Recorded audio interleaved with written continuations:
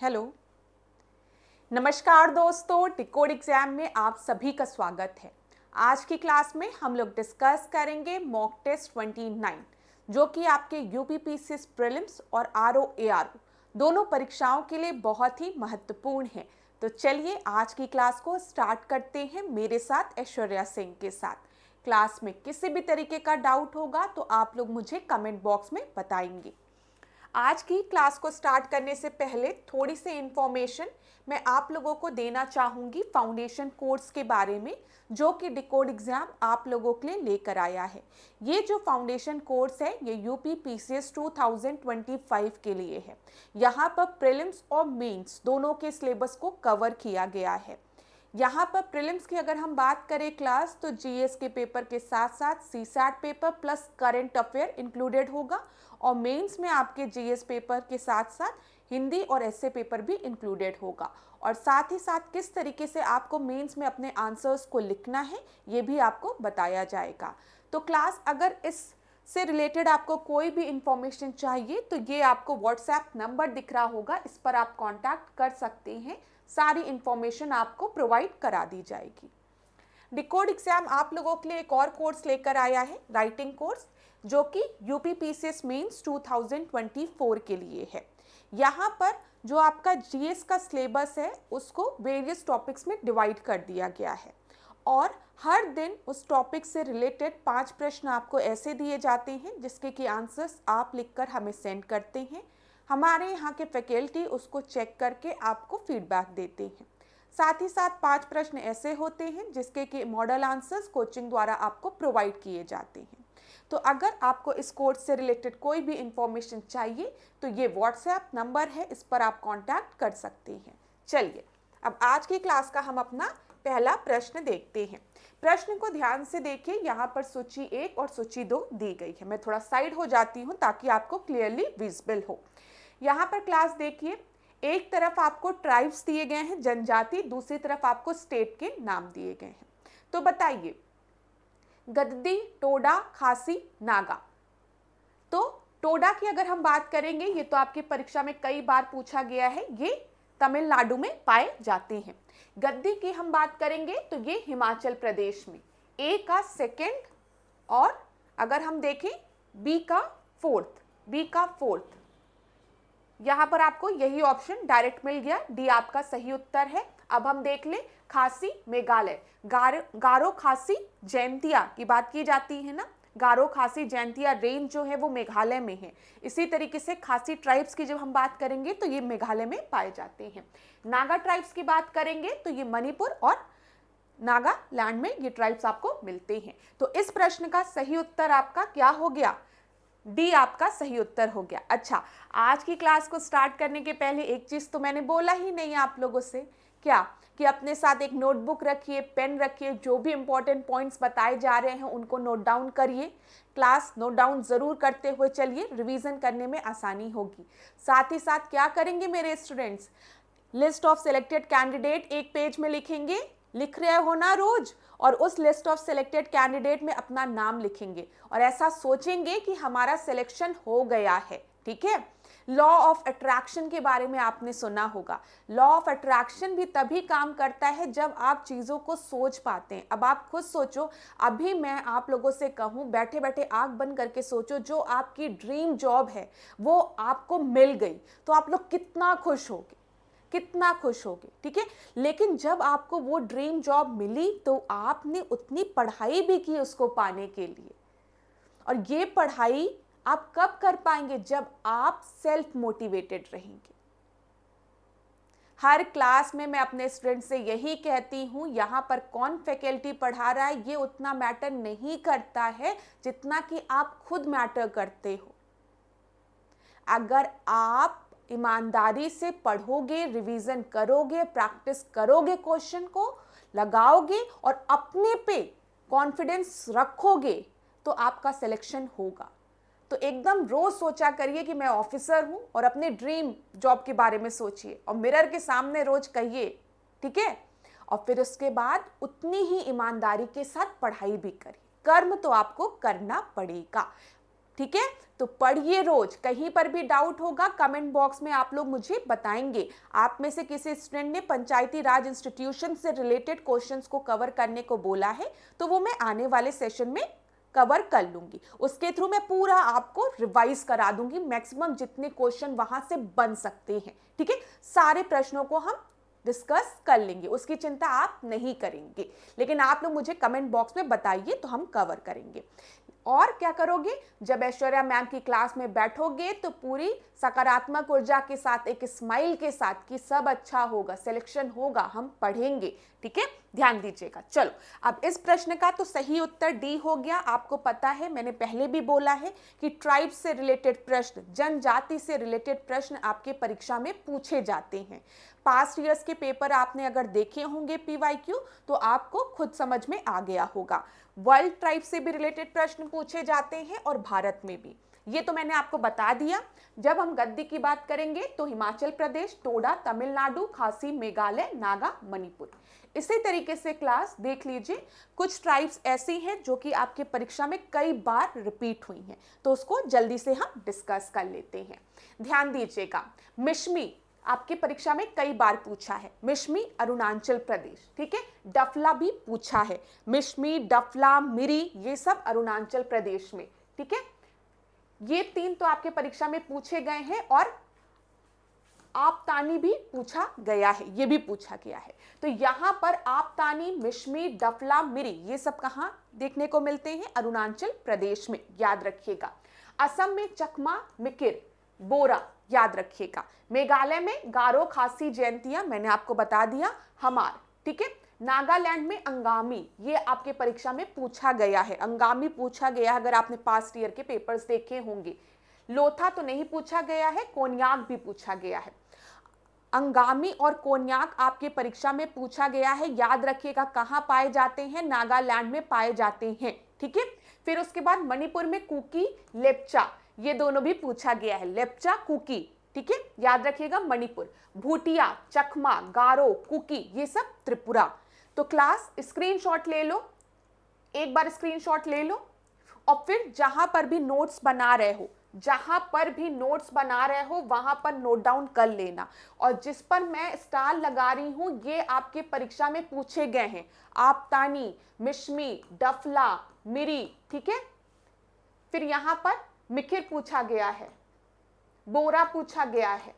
यहां पर तो गारो, खासी, जयंतिया तो बहुत ही इंपॉर्टेंट है मेघालय की, याद रखिएगा। अंगामी नागालैंड में पूछा गया है, कोन्याक भी पूछा गया है, कुकी पूछा गया है, लेप्चा पहले पूछा गया है, भूटिया पूछा गया है आपकी परीक्षा में, गारो भी पूछा गया है, और कुकी भी पूछा गया है। ठीक है, याद रखिएगा। स्क्रीनशॉट ले लीजिए, आप स्क्रीनशॉट ले लो क्लास, फिर हम थोड़े और ट्राइब्स को डिस्कस करते हैं। सबसे ज्यादा इंपॉर्टेंट तो अंडमान निकोबार की, कई बार आपके परीक्षा में पूछा गया है कि अंडमान निकोबार में कौन कौन से ट्राइब्स देखने को मिलते हैं, या फिर आपको 4 ट्राइब्स के नाम दे देते हैं और पूछा जाता है कि इनमें से कौन सा ट्राइब अंडमान निकोबार में नहीं मिलते हैं। तो ध्यान दीजिएगा, ग्रेट अंडमानी तो आपको याद रहेगा, निकोबारी भी याद रहेगा, ओंगे, ये याद रखिएगा, पूछा भी गया है ये। ठीक है, जारवा पूछा गया, ओंगे पूछा गया, सोमपेन पूछा गया है, सेंटिनली पूछा गया है। ये चारों आपको याद रहना चाहिए, क्लास में बता रही हूं, मोस्ट इंपॉर्टेंट, क्योंकि आपके परीक्षा में पहले भी प्रश्न यहां से बने हैं, और हो सकता है आने वाले परीक्षा में भी यहां से प्रश्न बन जाए। तो ध्यान रखिएगा, ओंगे, जारवा, सोमपेन, सेंटिनली। ठीक है, याद रखिएगा। यहां पर तमिलनाडु, टोडा, कई बार पूछा गया है, टोडा, टी से टोडा, टी से तमिलनाडु, कई बार पूछा गया है। फिर यहां पर कुरुम्बा, ये पूछा गया है, टोडा और कुरुम्बा पूछा गया है। केरल की अगर हम बात करें तो पुलियान पूछा गया है। बस जो मैंने सर्किल लगाए हैं उनको तो आपको याद ही रखना है, भूलने की गलती भी नहीं करनी है, क्योंकि ये सारी चीजें आपके पास्ट ईयर क्वेश्चंस में पूछे गए हैं। लेकिन साथ ही साथ जो अगल बगल और दिए हैं उनको भी याद कर लेना। ठीक है, ज्यादातर देखा जाता है जो ट्राइब से रिलेटेड प्रश्न आते हैं वो या तो सुमेलित करने को आते हैं, या तो पूछा रहता है कि इनमें से कौन सा सही सुमेलित नहीं है। ठीक है, तो इसी प्रकार के प्रश्न आते हैं। तो अगर आपको 2-3 स्टेट का भी याद रहेगा तो आप एलिमिनेट कर पाओगे, इसीलिए इसको याद जरूर कर लेना। अब क्लास जब हम ट्राइब्स की बात कर रहे हैं तो कुछ और इंपॉर्टेंट पॉइंट्स को हम लोग एक बार डिस्कस कर लेते हैं। देखो क्या दिया गया है, under Indian constitution provision for scheduled tribe in Lok Sabha has been made under, ठीक है, यहाँ पर क्या बोला गया है, प्रोविजन फॉर शेड्यूल्ड ट्राइब्स। हम लोकसभा में अगर शेड्यूल्ड ट्राइब्स के रिजर्वेशन की बात करें तो किस आर्टिकल में रिजर्वेशन की बात कही गई है, किस अनुच्छेद में आरक्षण की बात की गई है जनजातियों के लिए लोकसभा में, तो बताइए 330 में, 332 में, 331 में, 333 में। तो यहां पर आपका सही उत्तर क्या हो जाएगा, ये देखिए 2010 में पूछा गया प्रश्न है जीआईसी में, 330 आपका सही उत्तर है। याद रखिएगा क्लास, इंपॉर्टेंट चीजें हैं ये सब। जब भी हम बात करेंगे ट्राइब्स की, ठीक है, शेड्यूल्ड ट्राइब्स की लोकसभा में बात करेंगे तो मैंने आपको बता दिया अनुच्छेद 330 आप याद रखेंगे।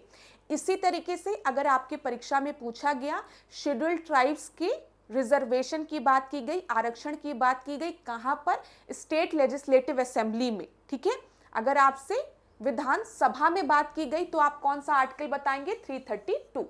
ध्यान दीजिए, the same provision of reservation for set communities in state legislative assembly, SLA की बात होगी तो वो 332 में दिया गया है। अगर लोकसभा की बात होगी तो 330 में दिया गया है शेड्यूल्ड ट्राइब्स के लिए रिजर्वेशन। चलो आगे बढ़ते हैं, यहां पर ध्यान दो क्या प्रश्न पूछा गया है। छोटे छोटे प्रश्नों के माध्यम से ये पूरा रिवाइज करते हैं हम। यह निर्दिष्ट करने का अधिकार कि कौन सी जातियां अनुसूचित जातियां मानी जाएंगी निम्नलिखित के पास है, तो बताइए कौन सी जो जातियां हैं वो अनुसूचित जातियां मानी जाएंगी, ये अधिकार किसके पास है, बताओ, किसी जाति को अनुसूचित जाति में कैटेगराइज करने का अधिकार किसके पास है, अनुसूचित जाति और जनजाति आयोग नहीं, प्रधानमंत्री नहीं, राज्य के राज्यपाल नहीं, राष्ट्रपति के पास है। याद रखिएगा प्रेसिडेंट के पास है, ठीक है, याद रहेगा। हाँ, राष्ट्रपति यहाँ पर राज्य के राज्यपाल से सलाह मशवरा कर सकता है, परामर्श ले सकता है, लेकिन डिक्लेयर करने का अधिकार, नोटिफाई करने का अधिकार किसके पास है, प्रेसिडेंट ऑफ इंडिया के पास है कि कौन सी जो जनजाति है वो आपकी अनुसूचित जातियों में आएगी, ठीक है। चलो यहां पर देख लो क्लास क्या बोला गया है, आर्टिकल 341, ध्यान दीजिएगा जरा, यह आपके परीक्षा में पूछा गया प्रश्न था। आर्टिकल 341 में यह बोला गया है, the constitution the president may with respect to any state और union territory and where it is a state after consultation with the governor, ठीक है, therefore by public notification specify the caste, race or a tribe or a part of group which shall for the purpose of this constitution be deemed to be scheduled caste to that state or union territory। यहाँ पर वही चीज जो मैंने आपको बताई है कि जो प्रेसिडेंट है वो पब्लिक नोटिफिकेशन के थ्रू नोटिफाई करता है कि इसको हम लोग इन जातियों को हम क्या कर रहे हैं, शेड्यूल्ड ट्राइब में कैटेगराइज कर रहे हैं। अगर स्टेट की बात करें तो स्टेट में प्रेसिडेंट चाहे तो गवर्नर से कंसल्ट कर सकता है, ठीक है, ये याद रखिएगा। आफ्टर कंसल्टेशन विद गवर्नर अगर स्टेट की बात हो रही है, लेकिन नोटिफाई कौन करेगा, प्रेसिडेंट करेगा, इसीलिए प्रेसिडेंट सही उत्तर है। चलो आगे देखते हैं अगले प्रश्न को। ये जो प्रश्न है ये बिहार पीसीएस प्रीलिम्स में 2023 में पूछा गया प्रश्न है। क्या बोला गया है, मैं थोड़ा साइड हो जाती हूं ताकि आप लोगों को अच्छे से दिख जाए। क्लास आप लोग ध्यान से इसको पढ़िए। इसमें बोला गया है किसी समुदाय को अनुसूचित जनजाति घोषित करने के लिए आवश्यक विशेषताएं कौन कौन सी है, आप लोग पढ़िए। विशेषताएं क्या दिया गया है, विशेषताओं में पहली विशेषता दी गई है आदिम लक्षणों के संकेत, इंडिकेशन ऑफ प्रिमिटिव ट्रेड, ठीक है। फिर दूसरा दिया गया है जटिल संस्कृति।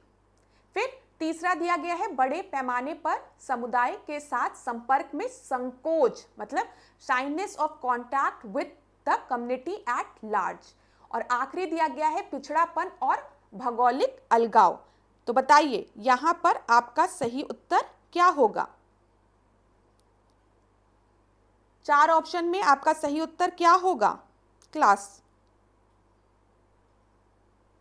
तो यहां पर जो आपका सही उत्तर है वो है कि उपयुक्त सभी के बेसिस पे हम क्या कर सकते हैं किसी भी कम्युनिटी को शेड्यूल ट्राइब में कैटेगराइज कर सकते हैं। आपको पता है इनके में प्रिमिटिव ट्रेड्स होते हैं, आदिम लक्षण होते हैं, जटिल संस्कृति होती है, ट्राइब्स हमसे अलग होते हैं, तो उनकी संस्कृति कल्चर समझना इतना आसान नहीं होता है।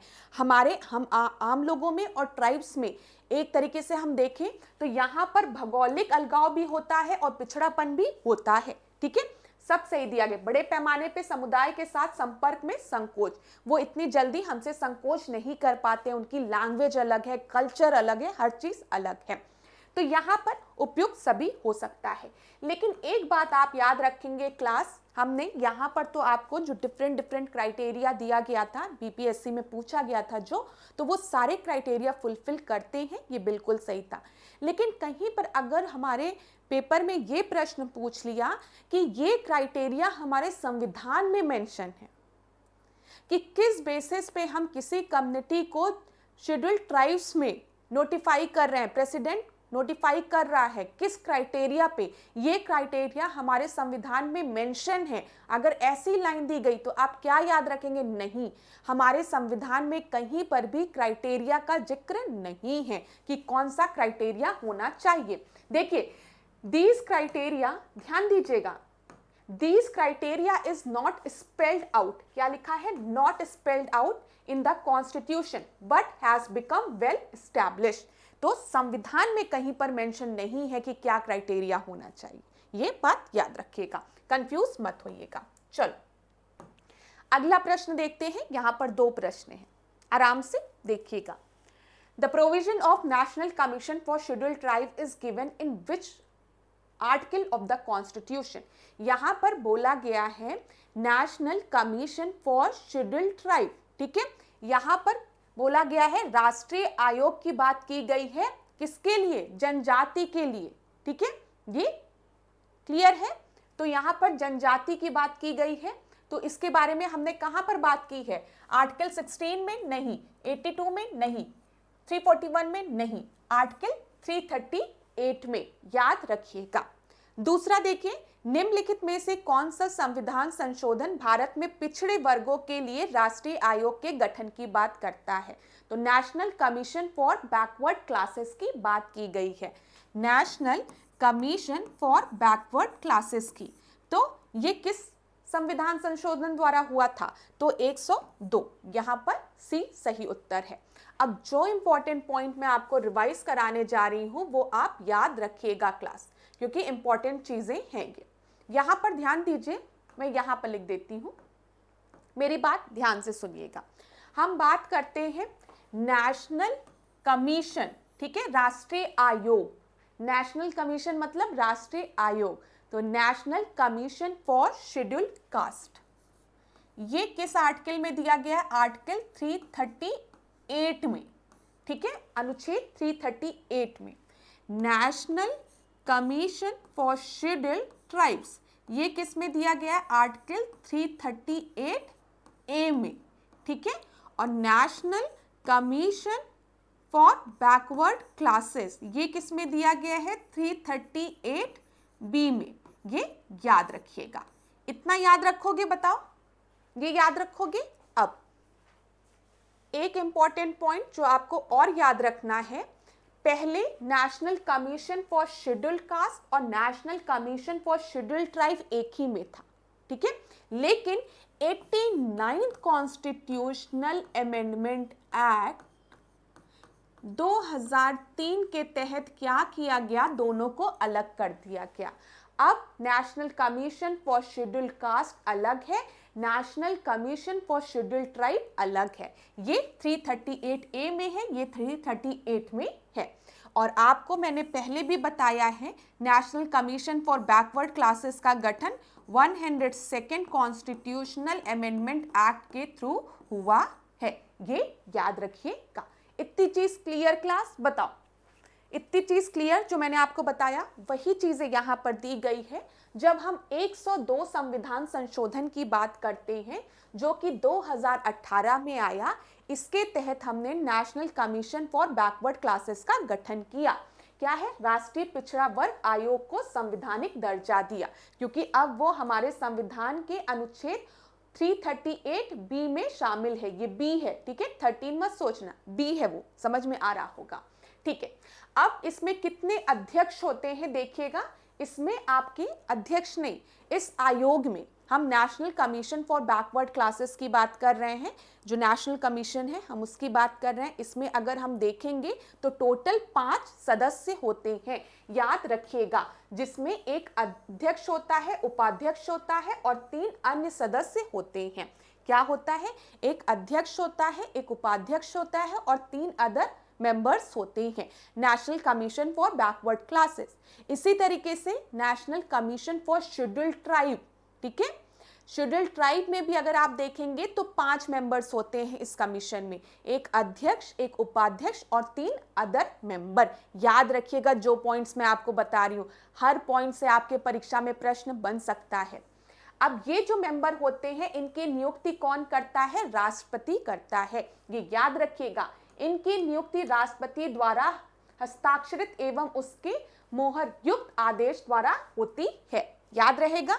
ये भी इंपॉर्टेंट प्रश्न है कि कौन इनको अपॉइंट करता है, तो राष्ट्रपति अपॉइंट करता है। चल, अध्यक्ष उपाध्यक्ष अन्य सदस्य के पद की सेवा शर्तें तथा कार्यकाल कौन निर्धारण करता है? राष्ट्रपति द्वारा निर्धारण किया जाता है। अब आपको याद रखना है कि ये जो 5 मेंबर हैं, जिसमें आपके अध्यक्ष, उपाध्यक्ष और 3 अदर मेंबर हैं, इनको अपॉइंट कौन करता है? प्रेसिडेंट अपॉइंट करता है। प्लस इनके कार्यकाल के अगर हम बात करें, जो शर्तें हैं, जो सेवा की जो शर्तें हैं और कार्यकाल जो है उसका भी निर्धारण कौन करता है? राष्ट्रपति करता है। आपके परीक्षा में दे दिया जाएगा इनका जो कार्यकाल है वो 5 साल है, 4 साल है, 3 साल है, 2 साल है, ठीक है। तो याद रखिएगा, नहीं, इनके कार्यकाल की अवधि जो है वो कौन निर्धारित करता है? वो राष्ट्रपति द्वारा निर्धारित की जाती है। ये इंपॉर्टेंट पॉइंट है, स्टूडेंट कंफ्यूज होते हैं, ठीक है।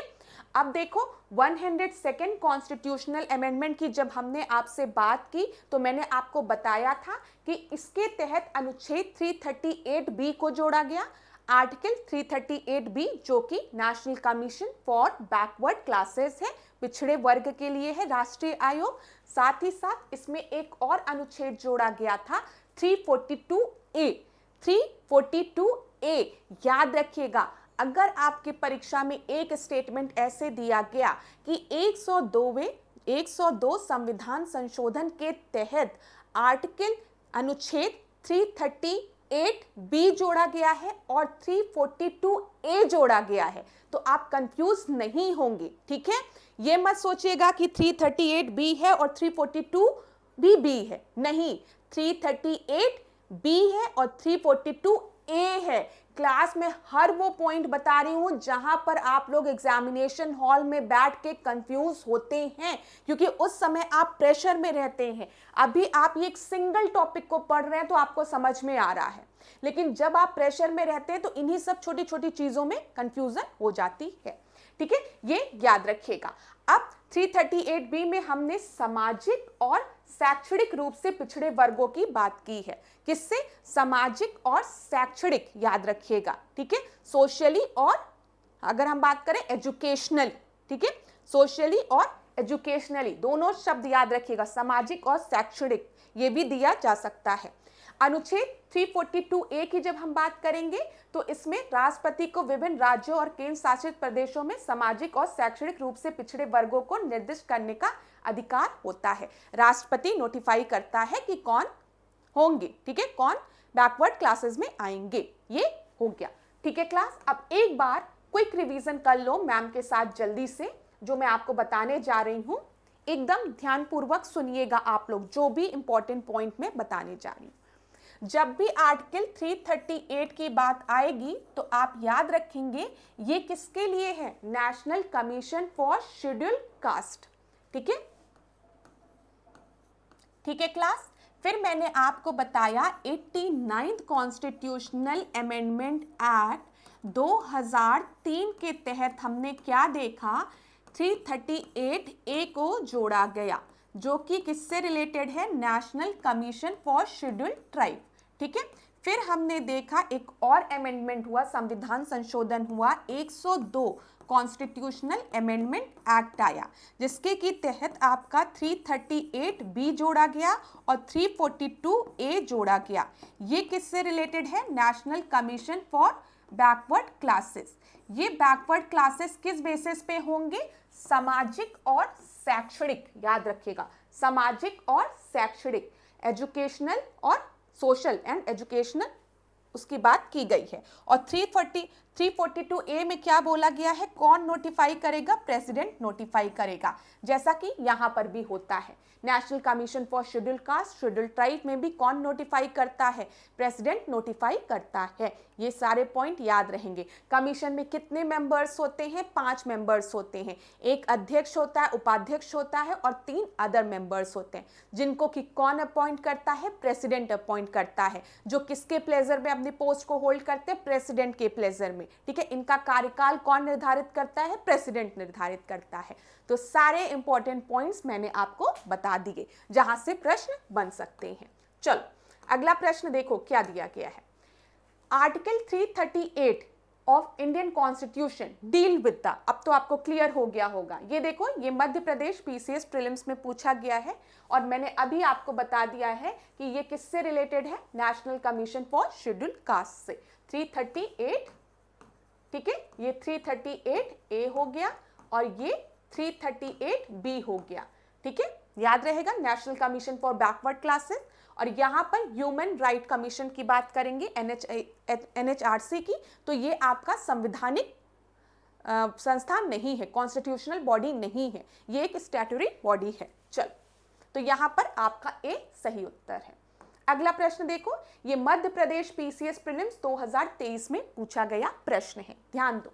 The total number of the member other than the chairperson and vice chairperson of the National Commission for Scheduled Tribe। यहाँ पे क्या बोला गया है? अब आपको थोड़ा सा कंफ्यूज किया गया है। अब मैंने आपको बताया national commission for scheduled cast, scheduled tribe, national commission for backward classes में टोटल मेंबर 5 है, ठीक है। जब मैंने 5 बोला था तो उसमें आपके अध्यक्ष और उपाध्यक्ष इंक्लूडेड थे और 3 अदर मेंबर्स थे।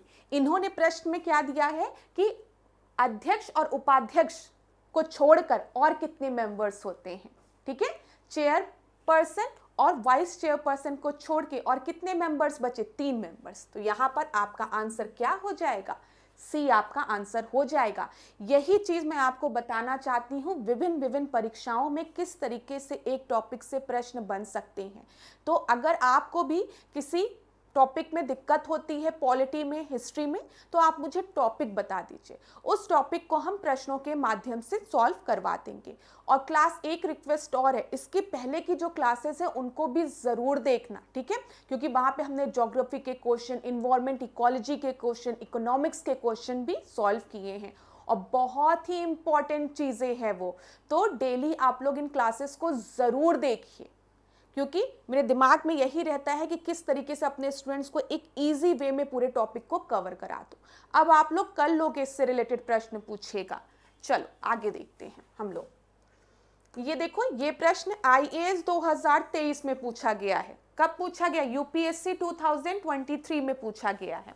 देखो, consider the following organisation bodies in India, ठीक है। इसमें से क्या बोला गया है? How many above are constitutional bodies. आपको बताना है कितनी जो ऊपर बॉडीज दी गई हैं वो आपकी संवैधानिक बॉडी है, ठीक है। तो national commission for backward classes अभी मेरे स्टूडेंट्स ने देखा है, ये तो तुरंत बता देंगे कि बैकवर्ड क्लासेस 338 बी में हमने national commission for backward classes की बात की है, ठीक है। फिर national commission, national human right commission नहीं, ये संवैधानिक बॉडी नहीं है। मैंने आपको बताया संविधान में एनएचआरसी की बात नहीं की गई है। नेशनल लॉ कमीशन की बात भी हमारे संविधान में नहीं की गई है। नेशनल कंज्यूमर डिस्प्यूट रिएड्रेसल कमीशन, इसकी बात भी संविधान में कहीं नहीं की गई है। अगर कहीं की होती तो हम लोग पॉलिटी में किसी ना किसी अनुच्छेद में इन सब बॉडीज के बारे में पढ़े होते, ठीक है। तो यहाँ पर आपका सही उत्तर क्या हो जाएगा? केवल एक आपका सही उत्तर है। ये यूपीएससी में 2023 में पूछा गया प्रश्न है। क्लास यहाँ पर एक चीज़ आप याद रख लीजिएगा, क्योंकि देखा जाता है कि यूपी पीसीएस भी यूपीएससी से रिलेटेड प्रश्न पूछ लेता है। तो यहाँ पर जो मेन इंपॉर्टेंट पॉइंट है वो आप ये याद रख लीजिएगा, जब हम एनएचआरसी की बात करते हैं, ठीक है, नेशनल ह्यूमन राइट कमीशन की जब हम बात करते हैं, तो ये एक स्टैट्यूटरी बॉडी है जिसका कि इस्टेब्लिशमेंट किस एक्ट के तहत हुआ है, एनएचआरसी एक्ट 1993। ये ईयर याद रख लीजिएगा, क्योंकि परीक्षा में देखा जाता है कि ईयर पूछ लेता है कि किस ईयर में, ठीक है। इसी तरीके से जब हम बात करेंगे नेशनल कंज्यूमर डिस्प्यूट रीएड्रेसल कमीशन की बात, तो इसका स्टैब्लिशमेंट कब हुआ है, 1988 में हुआ है। किस एक्ट के थ्रू, कंज्यूमर प्रोटेक्शन एक्ट 1986 के तहत। बस ये दोनों आप एक जगह नोट डाउन कर लीजिए, कभी परीक्षा में अगर आपसे पूछे तो आप आसानी से कर लें, ठीक है, इसीलिए मैंने आपको बताया। याद रखिएगा, जब हम एनएचआरसी की बात करेंगे तो ये एक स्टैट्यूटरी बॉडी है जिसका कि establishment protection of human right act 1993 के तहत हुआ है। दूसरी चीज, नेशनल कंज्यूमर डिस्प्यूट रीएड्रेसल कमीशन की बात करेंगे, इसका एस्टैब्लिशमेंट 1988 में हुआ है। किस एक्ट के तहत, consumer protection act CPA act 1986 के तहत। बस ये याद रख लीजिएगा, पूछ लेता है आप लोग के परीक्षा में। चलो अगला प्रश्न देखें हम, बताओ जल्दी से। ये देखो, उत्तराखंड पीसीएस प्रीलिम्स 2021 का प्रश्न है, अब खट से तुम लोग दे लोगे। Which of the following constitutional amendment is related to the formation of National Commission for Backward Classes? अभी मैंने बताया पिछड़े वर्ग के बारे में बात किया, और मैंने आपको बताया 102 संविधान संशोधन 2018 के तहत हमने national commission for backward classes का गठन किया। आसान प्रश्न है, ठीक है। आगे देखते हैं, अगला प्रश्न देखें। ये देखो क्या प्रश्न पूछा गया है, ये बिहार पीसीएस में पूछा गया है 2018 में। क्या पूछा गया है, ध्यान देना। पिछड़ा वर्ग आयोग के प्रथम अध्यक्ष कौन थे, ठीक है, पिछड़े वर्ग आयोग के प्रथम अध्यक्ष कौन थे? जगजीवन राम, काका साहेब कालेलकर, बीडी शर्मा, बीआर अंबेडकर। तो आपको पता है काका साहेब कालेलकर इसके प्रथम अध्यक्ष थे, तो बी आपका सही उत्तर है, ठीक है, याद रखिएगा। यहाँ पर देख लीजिए क्लास, अगर हम बात करें फर्स्ट चेयरमैन की, तो काका साहेब कालेलकर थे इसके।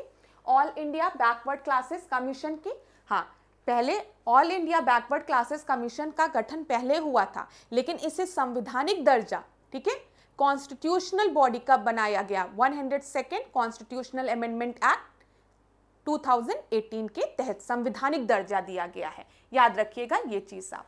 चलो यहाँ पे काका साहेब कालेलकर का भी नाम आप याद रखिएगा। अगला प्रश्न हम देखते हैं, ध्यान दीजिएगा, इंस्क्रिप्शन से रिलेटेड प्रश्न है। निम्नलिखित में से कौन सा सही सुमेलित नहीं है बोला गया है? कुमारगुप्त मंदसौर अभिलेख से रिलेटेड है, बताइए। पतिक तक्षशिला अभिलेख, प्रभावती गुप्ता उदयगिरी गुहा केव से, समुद्रगुप्त एरड़ अभिलेख। तो यहां पर कौन सा करेक्टली मैच नहीं है, ठीक है, which of the following is not correctly matched. तो ध्यान दीजिएगा क्लास, में यहां पर आती हूं।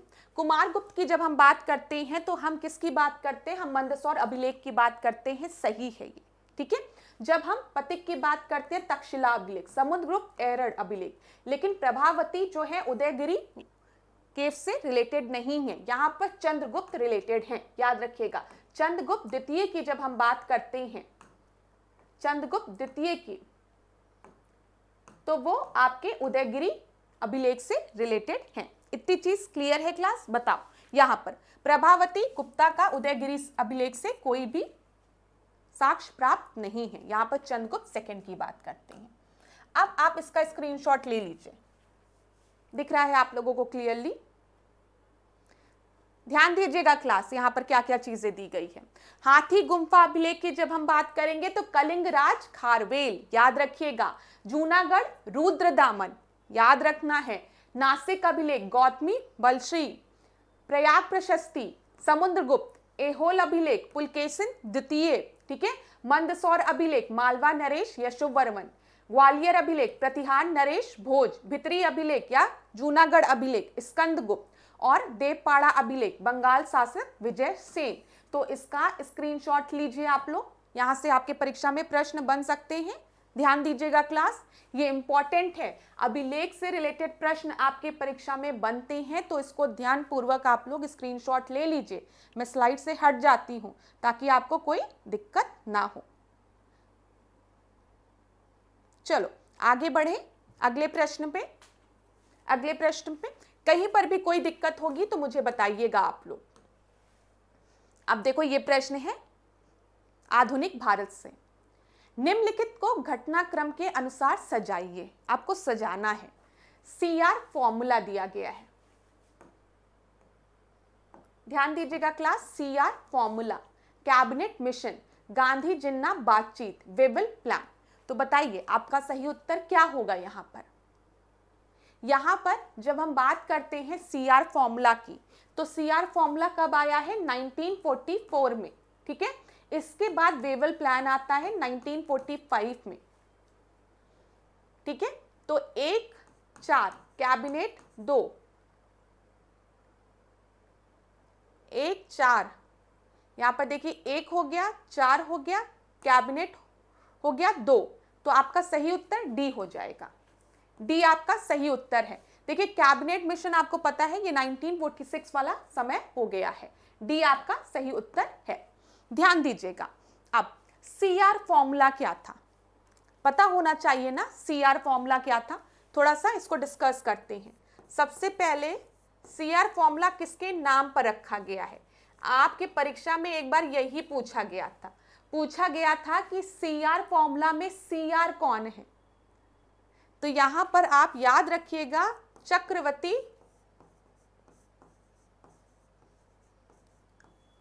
गोपालाचारी,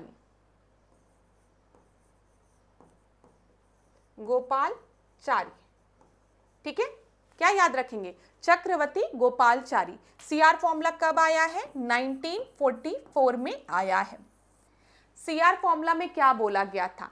CR फॉर्मूला में चक्रवर्ती गोपालाचारी, ठीक है, और ध्यान दीजिएगा गांधी जी, इन्होंने बोला कि मुस्लिम लीग और इंडियन नेशनल कांग्रेस कुछ समय के लिए एक हो जाए, ठीक है। एक होकर हम लोग भारत को स्वतंत्रता दिला दें। पहले मुस्लिम लीग के मेंबर्स और इंडियन नेशनल कांग्रेस एक साथ मिलकर भारत को स्वतंत्रता दिला दें, ठीक है। स्वतंत्रता पाने के बाद, वर्ल्ड वॉर सेकेंड खत्म होने के बाद हम क्या करेंगे? हम वोटिंग कराकर देखेंगे कि कौन सा आपका, जैसे मुस्लिम बहुमत क्षेत्र जो है वहां वोटिंग करा लिया जाएगा। वोटिंग के बेसिस पर आगे देख लिया जाएगा क्या करना है। ये चीज याद रखिएगा। तो CR फॉर्मूला जो है ना, प्लस माइनस, फॉर्मूले में हम क्या करते हैं? Plus minus. तो कहीं ना कहीं हम मुस्लिम लीग और इंडियन नेशनल कांग्रेस पार्टी को हम क्या कह रहे हैं कि आप लोग एक साथ अभी रहिए, पहले भारत को स्वतंत्रता दिला लीजिए, वर्ल्ड वॉर सेकेंड खत्म हो जाने दीजिए, उसके बाद मताधिकार वोटिंग करा के देख लिया जाएगा कि आगे क्या डिसीजन लेना है। थोड़ा थोड़ा मैंने आपको CR फॉर्मूला बता दिया। तो हमेशा याद रखिएगा CR फॉर्मूला है, फॉर्मूला में प्लस माइनस। तो प्लस माइनस किसके रिलेशनशिप में किया जा रहा है? मुस्लिम लीग और INC के मेंबर्स के बीच में, कि एक साथ आ जाओ, पहले स्वतंत्रता मिल जाए, वर्ल्ड वॉर सेकेंड खत्म होने दो, उसके बाद वोटिंग के बेसिस पे हम देख लेंगे, ठीक है। ये बोला जा रहा है। ये क्लियर हो गया। फिर आपको पता है महात्मा गांधी और जिन्ना ने सितंबर 1944 में वार्तालाप की थी, जिसमें पाकिस्तान की बातचीत पर मांग की गई थी, पर यह वार्ता नाकाम रही। इस मुद्दे पर दोनों में गहरे मतभेद थे। जिन्ना को पाकिस्तान पहले चाहिए था, आज़ादी बाद में, जबकि गांधी जी का कहना था कि आज़ादी पहले मिलनी चाहिए। वही चीज़ जो CR फॉर्मूला में बोला गया था, पहले हम लोग आज़ाद हो जाते हैं, वर्ल्ड वॉर सेकेंड खत्म हो जाता है, उसके बाद हम डिसाइड कर लेंगे क्या करना है क्या नहीं करना है। इसी चीज़ को लेकर गांधी जी और जिन्ना में बात भी चली थी। लेकिन जिन्ना की क्या मांग थी? पहले हम पाकिस्तान हमको चाहिए, ठीक है, पहले पाकिस्तान की बाउंड्री डिसाइड कर लो, उसके बाद देखा जाएगा। और गांधी जी चाहते थे पहले स्वतंत्रता मिल जाए, उसके बाद देखा जाएगा। ये चीज क्लियर है, ठीक है।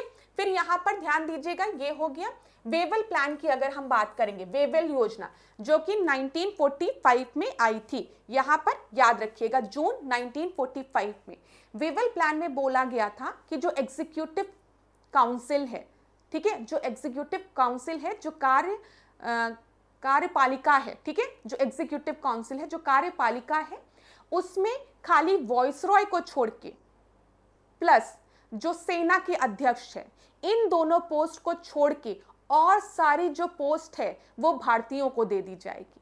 वेवल प्लान में एक बहुत बड़ा जो डिसीजन बोला गया था वो ये बोला गया था, जो एग्जीक्यूटिव काउंसिल है वाइसरॉय की, उसमें 2 पोजीशन, खाली वाइसरॉय की पोजीशन और जो सेना के अध्यक्ष की पोजीशन है, इन दोनों पोजीशन को छोड़ के जितनी भी पोजीशन है, जितने भी मेंबर्स हैं, वो सब भारतीय होंगे। ये वेवल प्लान में बोला गया था।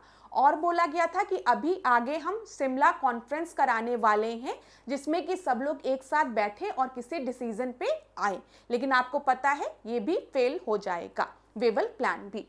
1946 कैबिनेट मिशन प्लान की बात करें तो यहां पर आपको एक इंपॉर्टेंट पॉइंट याद रखना है, जिसमें कि परीक्षा में कंफ्यूज किया जाता है। बोला जाता है कैबिनेट मिशन प्लान में पाकिस्तान की मांग को पूरा कर दिया गया था।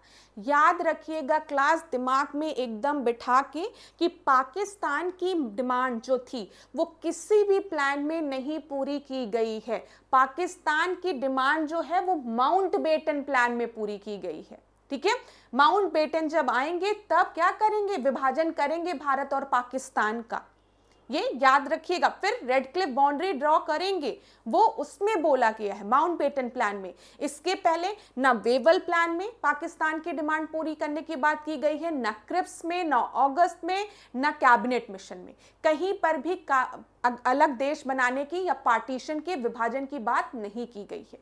विभाजन की बात बस माउंटबेटन प्लान में की गई है। और यही कारण था कि जो प्लान्स आ रहे थे उसको मुस्लिम लीग नहीं एक्सेप्ट कर रही थी, कुछ प्लान्स को इंडियन नेशनल कांग्रेस नहीं एक्सेप्ट कर रही थी, क्योंकि इंडियन नेशनल कांग्रेस के जो दिग्गज नेता थे वो नहीं चाहते थे कि बंटवारा हो, और मुस्लिम लीग के जो लीडर्स थे वो चाह रहे थे कि बंटवारा हो, और अंत में बंटवारा होता है। ये याद रखिएगा। कैबिनेट मिशन प्लान में जो प्रपोजल दिया गया था वो डिफरेंट प्रोविंस की बात की गई थी। हम ABC प्रोविंस बना देंगे।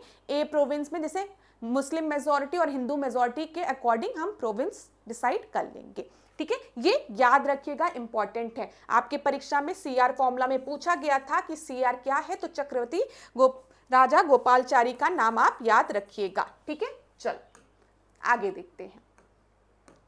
भारत के मुख्य चुनाव आयुक्त को नियुक्त किया जाता है किसके द्वारा, तो चीफ इलेक्शन कमिश्नर को कौन अपॉइंट करता है? आसान प्रश्न है। लोकसभा का मेंबर? नहीं, यहाँ पर चीफ इलेक्शन कमिश्नर को प्रेसिडेंट अपॉइंट करते हैं। सी आपका सही उत्तर है। ठीक है, ध्यान दीजिएगा। हम आर्टिकल 324 सेकंड की बात करेंगे। तो भारतीय संविधान के अनुच्छेद 324 क्लॉज 2 के अनुसार भारत के निर्वाचन आयोग के मुख्य चुनाव आयुक्त तथा अन्य चुनाव आयुक्तों की नियुक्ति संसद द्वारा बनाई गई विधि के अधीन राष्ट्रपति द्वारा की जाती है। ये याद रखिएगा। ठीक है, राष्ट्रपति द्वारा की जाती है। चलो अगला प्रश्न, GST के दायरे के अंदर कौन सा नहीं है पूछा गया है। तो यहां पर alcohol for human consumption which is included बोला गया है, याद रखिएगा, which is included under the purview of GST, electricity, petroleum product, consumption of alcohol। यहाँ पर घी आपका इंक्लूडेड है।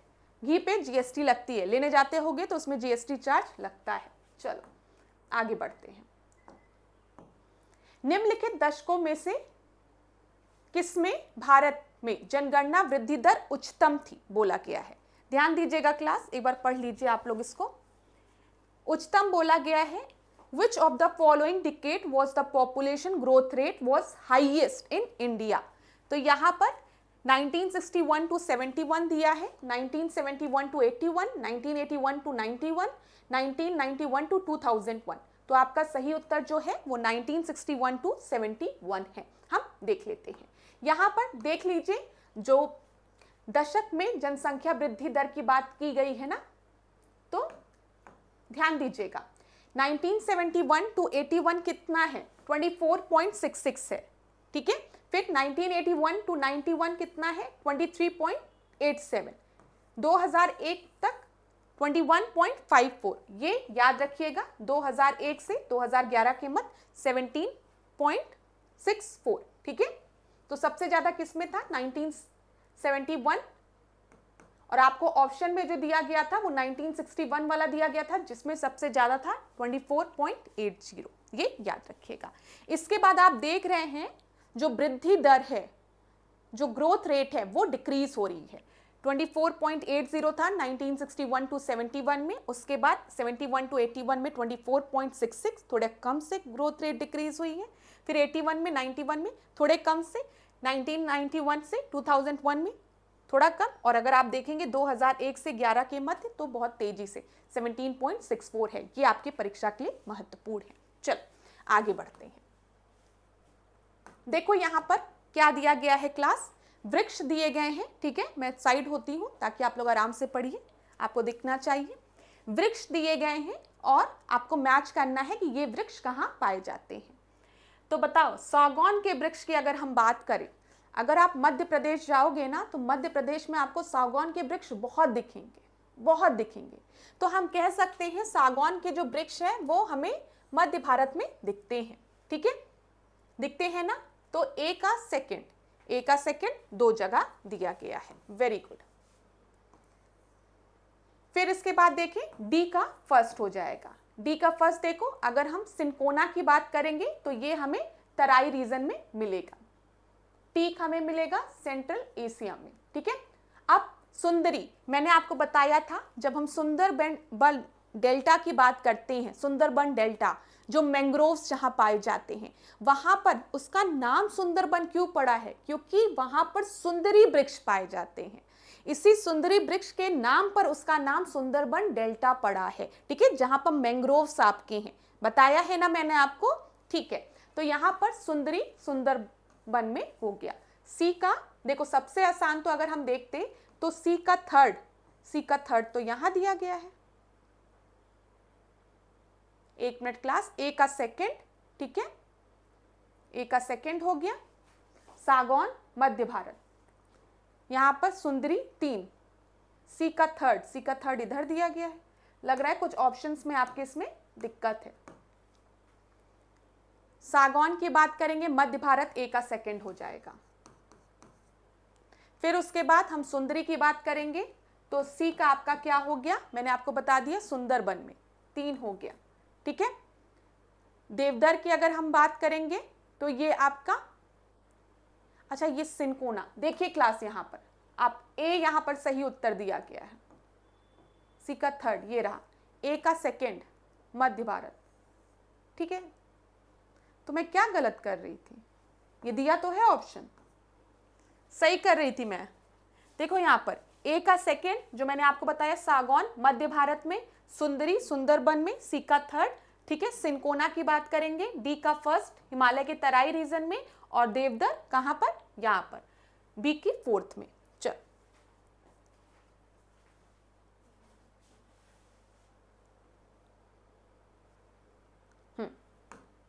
आगे देखें हम लोग अगले प्रश्न को। अगले प्रश्न को ध्यान दीजिएगा, यहां पर दिख रहा है क्लास आप लोगों को, ध्यान से पढ़िए प्रश्न को, क्या दिया गया है यहां पर। 1935 के अधिनियम द्वारा स्थापित संघ में अवशेष शक्तियां किसको दी गई थी, ठीक है। जो गवर्नमेंट ऑफ इंडिया एक्ट 1935 था उसमें रेसिडरी पावर किसके हाथ में थी बोला गया है, बताओ। फेडरल लेजिस्लेचर के हाथ में, संघीय विधान पालिका के हाथ में, प्रांतीय विधान मंडल के हाथ में, गवर्नर जनरल के हाथ में, या फिर प्रांतीय राज्यपालों के हाथ में।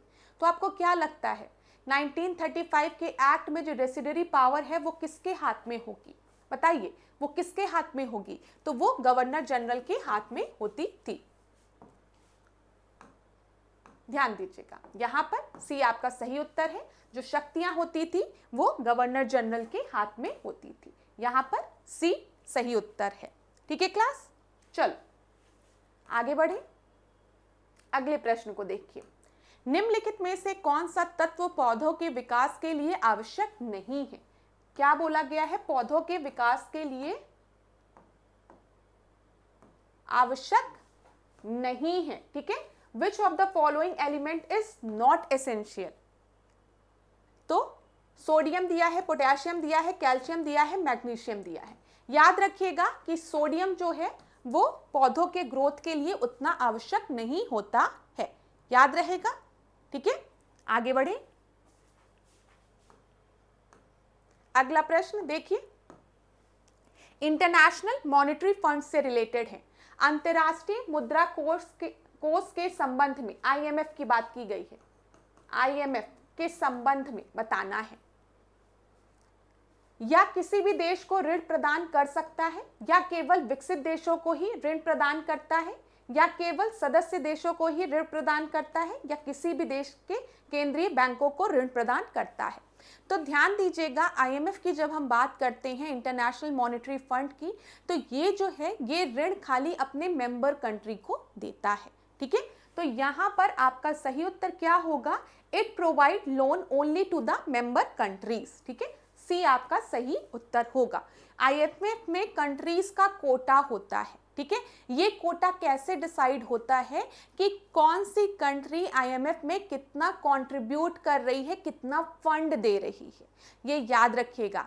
आईएमएफ में कंट्रीज का कोटा होता है, जिसकी जो कैसे डिसाइड होता है, जो कंट्री आईएमएफ को जितना फंड देगी उसके अनुसार उसको कोटा मिलेगा। ठीक है, तो यहां पर it provide loan only to the member countries. अगला हम देखें, निम्नलिखित में से आपको क्या करना है, सूची 1 को सूची 2 के साथ सुमेलित करना है। एक तरफ आपको हार्मोन्स दिए गए हैं, दूसरी तरफ फंक्शन दिया गया है। तो बताओ, एड्रेनल की अगर हम बात करें, एस्ट्रोजन दिया है, इंसुलिन दिया है और फेरोमोन दिया है। आपको पता है इंसुलिन का इंजेक्शन लोग कब लगाते हैं, जब शुगर की डायबिटिक हो जाते हैं ना, जब डायबिटीज बहुत ज़्यादा हो जाती है, शुगर का लेवल बहुत ज़्यादा हो जाता है बॉडी में, तो लोग इंसुलिन लेते हैं, इंसुलिन का इंजेक्शन लगाते हैं। क्यों? क्योंकि उनकी बॉडी में इंसुलिन नहीं बन रहा है। अगर उनकी बॉडी में इंसुलिन खुद बने, ठीक है, सिक्रीट हो, मैंने आपको बताया था पेनक्रियास की जब हम बात करते हैं तो इंसुलिन सिक्रीशन वहाँ से होता है। ठीक है, जो बॉडी में ग्लूकोज के लेवल को मेंटेन करता है। लेकिन अगर यही इंसुलिन का सिक्रेशन ना हो तो शुगर लेवल बॉडी में बढ़ जाता है, ग्लूकोज बढ़ जाता है, जिसको कि हम क्या कहते हैं, डायबिटिक हो गया है पेशेंट।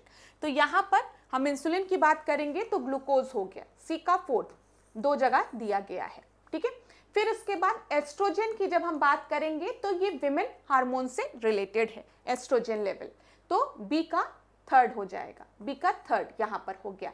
एड्रेनल की बात करेंगे तो ये एंगर, फियर, ठीक है, डेंजर, इन सबको बताता है एड्रेनल। ठीक है, कहीं पर खतरा है तो तुरंत एड्रेनल आपको सचेत कर देता है, ये याद रखिएगा।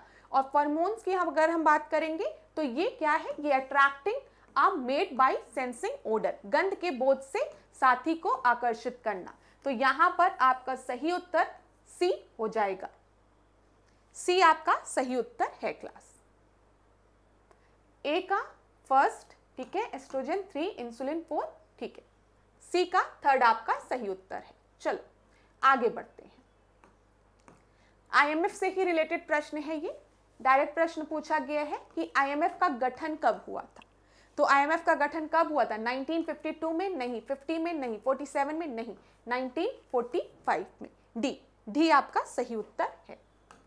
यहां पर देख लीजिए, 27 दिसंबर 1945 से अंतर्राष्ट्रीय मुद्रा कोष का अगर हम बोले, देखिए भारत जो है वो आईएमएफ का फाउंडिंग मेंबर है, ये भी याद रखिएगा, फाउंडिंग मेंबर। कभी अगर परीक्षा में आपको दिया कि India was a founding member of IMF, तो हाँ ये बिल्कुल सही है। और आईएमएफ का गठन 1945 में हुआ था। भारत अंतर्राष्ट्रीय मुद्रा कोष के संस्थापक सदस्यों में से एक है।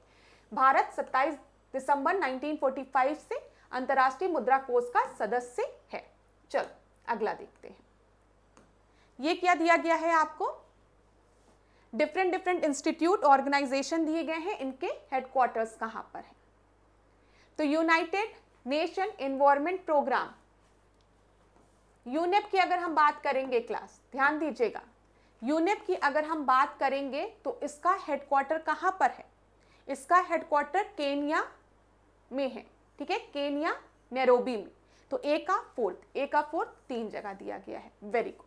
भारतीय वन प्रणाली संस्थान, तो भाई भारतीय बात की गई है तो देहरादून में होगा, ये तो आसान कर दिया इन्होंने।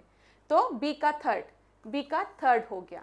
फिर प्राकृतिक संरक्षण का अंतरराष्ट्रीय संघ IUCN की बात की गई है, ये कहां पर है, ग्लैंड स्विट्जरलैंड में, 2 हो गया। ठीक है, यूरोपियन इन्वायरमेंटल एजेंसी की बात करेंगे तो कोपेनहेगन, तो यहां पर बी आपका सही उत्तर है। ये बहुत ही आसान प्रश्न बना दिया, यहां पर भारतीय वन प्राणी संस्थान बोल दिया गया और देहरादून एकदम, और ऑप्शन में भी 3 दिया गया था। तो आज की क्लास का सबसे आसान प्रश्न मानेंगे इसे। चलो आगे देखते हैं हम लोग। दृष्टि विकलांग हेतु राष्ट्रीय संस्थान निम्नलिखित में से कहां पर स्थित है, तो बताइए। National institute for visually handicap कहां पर लोकेटेड है, तो ये मुंबई में लोकेटेड है। डी आपका सही उत्तर होगा। वेरी गुड, ये आपका मुंबई में नहीं देहरादून में लोकेटेड है। ध्यान दीजिएगा, ये कहां पर है, देहरादून में लोकेटेड है, याद रखिएगा इस चीज को। बी आपका सही उत्तर है। दृष्टि विकलांग हेतु राष्ट्रीय संस्थान निम्नलिखित में से कहां पर स्थित है, देहरादून में। अब तो याद ही रहेगा, आपकी मैम ने गलत बोल दिया है तो अब तो कभी नहीं। मैम क्या आप अंधी हो गई थी कि आपको नहीं याद था कि विजुअली हैंडीकैप संस्थान जो है वो कहां पर है, वो देहरादून में है। ठीक है, ये याद रखिएगा। चलो अगला देखते हैं। लघु हिमालय स्थित है मध्य में किसके किसके, लघु हिमालय बताइए। लेसर हिमालय की बात की गई है, आपको पता है ट्रांस हिमालय है, ग्रेट हिमालय है। ठीक है, लेसर हिमालय, शिवालिक सब पता है ना, तो किसके किसके मध्य है, अब तो आपको पता चल गया होगा। लेसर हिमालय जो है, लघु हिमालय जो है वो शिवालिक और ग्रेट हिमालय के मध्य में है। तो यहाँ पर बी आपका सही उत्तर हो जाएगा। आसान प्रश्न है ये भी। आज का टेस्ट आप लोगों को आसान लग रहा होगा। सबसे पहले क्या होता है आपको पता है ना, सबसे पहले ट्रांस हिमालय। ठीक है, ट्रांस हिमालय कैराकोरम, लद्दाख, जास्कर रेंज की बात करते हैं ना, कैराकोरम रेंज, लद्दाख रेंज और जास्कर की बात करते हैं। उसके बाद आप देखते हैं ग्रेट हिमालय, ग्रेट हिमालय के बाद लेसर हिमालय और सबसे लास्ट में शिवालिक रेंज है। ठीक है, तो यही पूछा गया था, जो लेसर हिमालय है वो किसके किसके मध्य है, तो ग्रेट हिमालय और शिवालिक रेंज के मध्य है, याद रहेगा। चलो आगे देखते हैं अगले प्रश्न को। ये देखो ग्रासलैंड से रिलेटेड प्रश्न है, कौन सा ग्रासलैंड कहां पाया जाता है, तो मैच कर ले जल्दी से। अच्छा क्लास, आज के सेशन में आंसर मैं बहुत जल्दी जल्दी दे रही हूँ, क्योंकि ये सब चीजें मुझे लगता है आप लोगों को आती होगी। जहाँ पर भी टाइम देने की आवश्यकता होती है वहाँ पर मैं देती हूँ। कहीं पर भी अगर आपको दिक्कत हो कि मैम बहुत जल्दी आंसर हो जा रहा है तो मुझे बता दो, या वीडियो खुद पॉज कर लो। जैसे प्रश्न आया, मैं बीच में खड़ी हूँ ना, दोनों लोगों को दिख रहा है, हाँ दिख रहा है। मुझे तो ये भी डर लगता है, इसीलिए मैं अब साइड खड़ी हो जाती हूँ कि मेरे स्टूडेंट्स को स्लाइड तो दिखे। नहीं तो आप लोगों की कंप्लेन आती थी मैम स्लाइड नहीं दिखती, आप खड़ी हो जाती हैं। तो अब फॉन्ट साइज बढ़ा दो तो स्क्रीन ढक जाती है, तो साइड में खड़ा होना पड़ता है। और फॉन्ट साइज जो है, फॉन्ट साइज उसको छोटा कर दो तो बच्चों को दिखता नहीं है। मैं समझ रही हूँ, वो आपको देखने में, क्वेश्चन को देखने में दिक्कत होती है जब क्वेश्चन बड़ा होता है। तो थोड़ा सा मैनेज आप लोग कर लीजिएगा अगर स्पीड का इशू आप लोगों को लगेगा तो। ठीक है, और अगर किसी टॉपिक में डाउट होता है, किसी भी सब्जेक्ट के किसी भी टॉपिक में, तो मुझे बता देना कि ऐश्वर्या मैम ये वाला टॉपिक मुझे बता दीजिए। और रीसेंट क्लास में मैसेज करना, क्योंकि रीसेंट क्लास के कमेंट जो है वो जल्दी पढ़ते हैं हम लोग। तो आप ध्यान से मुझे बता दीजिएगा, हम आने वाले क्लास में उसको कवर कर लेंगे। अभी मेरे एक स्टूडेंट ने बोला है पंचायती राज इंस्टीट्यूशन से कवर करने के लिए, एक ने बोला था सेंसस से रिलेटेड प्रश्नों को कवर करने के लिए। तो हम सेंसस से रिलेटेड पूरी क्लास तो नहीं ले सकते हैं, रोज एक एक दो दो तीन तीन क्वेश्चन को ऐड करते रहेंगे। इकोनॉमी में अगर किसी को दिक्कत है तो बता दीजिए, आधुनिक भारत में किस पोर्शन में दिक्कत है बता दीजिए। ठीक है, किसी भी टॉपिक में दिक्कत हो कमेंट बॉक्स में बताओ, मैं क्वेश्चन के माध्यम से आपके टॉपिक को कवर कर लूंगी, लेकिन पूरे टेस्ट को देखो। अब यहां पर देख लो, हम बात करते हैं पेरिस की, तो आप सभी को पता है नॉर्थ अमेरिका। ठीक है, सी का फर्स्ट हो गया, सी का फर्स्ट देख लो, ये दिया गया है तो आपको तो सीधे आंसर मिल जाएगा। लानोस की अगर हम बात करेंगे, एक मिनट क्लास, सी का फर्स्ट पेरिस नॉर्थ अमेरिका, ठीक है सही है। स्टेपीज की हम बात करेंगे तो यूरोप, बी का थर्ड। ठीक है, बी का थर्ड हो गया। वेल्ड की बात करेंगे तो अफ्रीका, डी का सेकंड, और लानोस की हम बात करेंगे तो आपका हो गया साउथ अमेरिका। ए आपका सही उत्तर हो गया। ठीक है, क्लियर है। अगला प्रश्न, भारत के स्वतंत्रता आंदोलन के इतिहास में निम्नलिखित घटनाओं पर विचार कीजिए। स्वदेशी आंदोलन, होम रूल आंदोलन, असहयोग आंदोलन, सविनय अवज्ञा आंदोलन। तो बता दो, हम स्वदेशी आंदोलन की कब बात करते हैं? 1905 के समय में बात करते हैं, जब बंगाल का विभाजन होता है। उसी समय इंडियन नेशनल कांग्रेस का 1905 में एक सेशन होता है बनारस में, गोपाल कृष्ण गोखले प्रिसाइड करते हैं। 1906 वाले सेशन को कौन प्रिसाइड करता है? दादा भाई नौरोजी प्रिसाइड करते हैं। उसी समय स्वदेशी आंदोलन की बात होती है, बंगाल विभाजन के समय। होम रूल आंदोलन की बात करेंगे तो 1916 का समय है। 1916 के समय की अगर हम बात करेंगे तो लखनऊ में इंडियन नेशनल कांग्रेस का एक सेशन हुआ था, जिसमें लखनऊ पैक्ट भी साइन हुआ था मुस्लिम लीग और इंडियन नेशनल कांग्रेस के मध्य। याद रखिएगा, इंपॉर्टेंट चीज है जो मैं आपको बता रही हूँ। साथ ही साथ आप याद रखिएगा, होम रूल लीग मूवमेंट जो है एनी बेसेंट और बाल गंगाधर तिलक का, वो भी इसी समय स्टार्ट हुआ था। ये सोच होम रूल मूवमेंट वाली जो थी वो किसकी, होम रूल लीग मूवमेंट की सोच किसकी थी? एनी बेसेंट की थी। ये एक आयरिश वुमेन थी जो कि आयरलैंड से आई थी थियोसोफिकल सोसाइटी से जुड़ने के लिए। लेकिन भारत में रहते रहते इन्होंने क्या किया, इन्होंने होम रूल मूवमेंट की बात की, जैसे कि इनके देश आयरलैंड में चल रहा था। इनके विचार सुनकर बाल गंगाधर तिलक ने भी होम रूल मूवमेंट स्टार्ट किया। लेकिन बाल गंगाधर तिलक का home rule movement Annie Besant के होम रूल मूवमेंट से पहले स्टार्ट हुआ था। ठीक है, और 1917 के सेशन में अगर हम देखेंगे, इंडियन नेशनल कांग्रेस को पहली लेडी प्रिसाइड करती हैं, वो एनी बेसेंट रहती हैं। तो 1916-17 दोनों याद रखिएगा, एनी बेसेंट के लिए इंपॉर्टेंट है। असहयोग आंदोलन आप सभी को पता है 1920 का समय है। ठीक है, 1919 में रॉलेट एक्ट, जलियांवाला बाग कांड होता है। फिर 1920 में जब हम आते हैं तो नॉन कॉर्पोरेशन मूवमेंट, असहयोग आंदोलन खिलाफत आंदोलन के साथ मिलके स्टार्ट होता है। और गांधी जी क्या कहते हैं, 1 साल के अंदर हम स्वराज की प्राप्ति करेंगे। लेकिन 1922 में चौरी चौरा कांड हो जाता है 5 फरवरी के आसपास। तो उसके बाद असहयोग आंदोलन को वापस ले लिया जाता है, जिसकी वजह से इंडियन नेशनल कांग्रेस में बहुत से लीडर ऐसे होते हैं जो कि गांधी जी के बात के अगेंस्ट हो जाते हैं, क्योंकि उनको लगता है कि नॉन कोऑपरेशन मूवमेंट जो है, असहयोग आंदोलन जो है, वो अपने पीक पे है और इस समय इस आंदोलन को वापस लेना हमारी भूल कहलाएगी। ठीक है, तो आपको पता है जैसे CR दास, मोतीलाल नेहरू, वो क्या करते हैं, वो INC से रिजाइन कर देते हैं और 1923 के ही गया सेशन को CR दास प्रिसाइड भी करते हैं और फिर ये वहां से रिजाइन करके स्वराज पार्टी का गठन करते हैं। कहते हैं कि हम एक पार्टी के गठन के तहत हम काउंसिल में प्रवेश करेंगे और अपनी बात को रखेंगे। अब हम हर चीज को बायकॉट नहीं करेंगे। सविनय अवज्ञा आंदोलन आप सभी को पता है, सॉल्ट मार्च के साथ स्टार्ट होता है। एक मुट्ठी नमक गांधी जी बनाते हैं और उस दिन कहते हैं कि अब से सविनय अवज्ञा आंदोलन, सिविल डिसोबीडियंस मूवमेंट स्टार्ट होगा। तो ये 1930 का समय है। तो यहां पर अगर देखिए तो सबसे पहले 1, फिर 2, फिर 3, फिर 4, एकदम सही है। उत्तर क्या हो जाएगा आपका? ए। अगला प्रश्न, राज्यसभा के सदस्यों को संबंध नहीं किया जाता है। ठीक है, किस कमिटी में राज्यसभा के मेंबर्स नहीं होते हैं? आपको पता है पब्लिक अकाउंट कमिटी में राज्यसभा के मेंबर्स होते हैं। अगर हम बात करें तो 15 लोकसभा के मेंबर्स होते हैं और 7 जो है वो राज्यसभा के मेंबर्स होते हैं। टोटल 22 मेंबर्स इसमें होते हैं। एस्टिमेट कमेटी जो है वो सबसे बड़ी कमेटी है, इसमें 30 मेंबर्स होते हैं और 30 मेंबर लोकसभा के होते हैं और यही आपका सही उत्तर भी होगा। तो किस कमेटी में नहीं होते हैं राज्यसभा के मेंबर? तो एस्टिमेट कमेटी में। कमेटी ऑन पब्लिक अंडरटेकिंग में भी लोकसभा राज्यसभा दोनों के मेंबर्स होते हैं। Clear class? सी आपका सही उत्तर है। ठीक है, चलो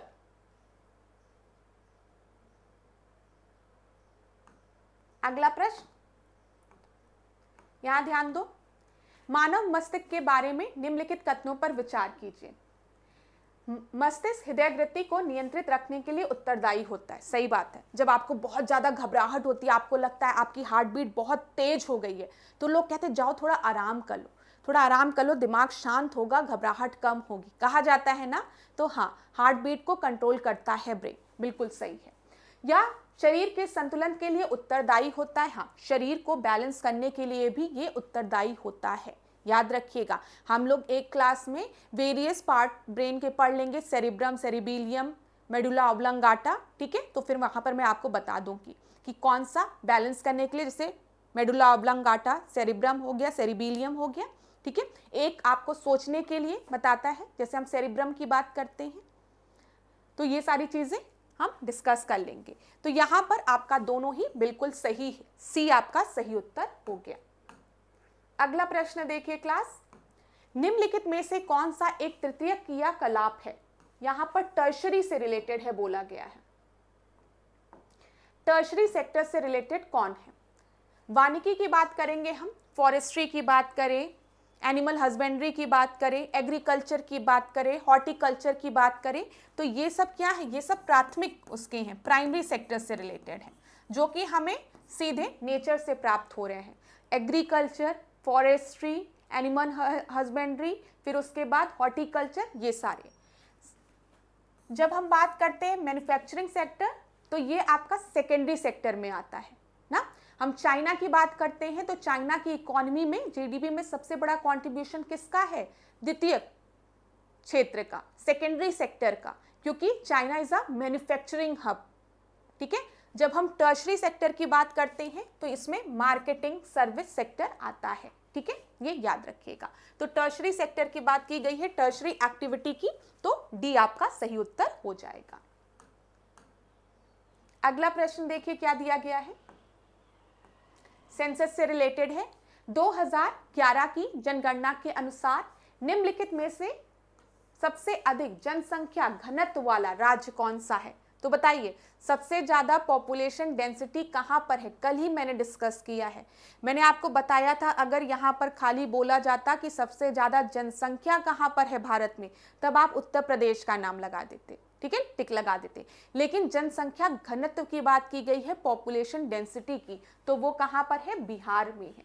डी आपका सही उत्तर है। ये देख लीजिए, बिहार के बाद पश्चिम बंगाल है, फिर केरल है, फिर उत्तर प्रदेश है। उत्तर प्रदेश में 829। याद रखिएगा क्लास, बिहार है, फिर वेस्ट बंगाल है, कल मैंने आपको पढ़ाया था, फिर केरला है, और लास्ट में हमारा यूपी है। यूपी का याद रखिएगा 829 पॉपुलेशन डेंसिटी है। अगला प्रश्न, गरीबी की संस्कृति का विचार प्रस्तुत किया गया है किसके द्वारा? ठीक है, कल्चर ऑफ पॉवर्टी की बात किसके द्वारा की गई है? मतलब एक कल्चर बना हुआ है कि गरीब का जो बच्चा है वो भी गरीब ही होगा, कुछ ऐसा साइकिल चल रहा है।